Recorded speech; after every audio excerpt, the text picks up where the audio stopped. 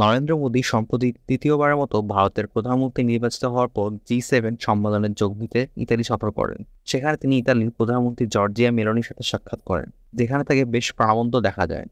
মোদি এবং মেলোনির 5 সেকেন্ডের একটি হাস্যজ্জ্বল ভিডিও ইতিমধ্যে সোশ্যাল মিডিয়া ভাইরাল হয়েছে, যেখানে মেলোনিকে হ্যালো ফ্রম মেলোডি টিম বলতে শোনা যায়।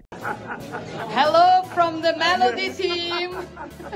মেলোনির এই পোস্টটি রিটুইট করে মোদি ইংরেজি ও ইতালিয়ান ভাষায় বার্তা দেন, ভারত ইতালির বন্ধুত্ব দীর্ঘজীবী হোক। দক্ষিণ ইতালিতে G7 সম্মেলনের ফাঁকে মেলোনি ও মোদির সাক্ষাৎ ঘটে, যেখানে তাদের সেলফিও ভাইরাল হয়। 47 বছরের মেলোনি ও 73 বছরের মোদির মেলোডি ভিডিও নিয়ে নেটিজেনদের মধ্যে বেশ আলোচনা হচ্ছে।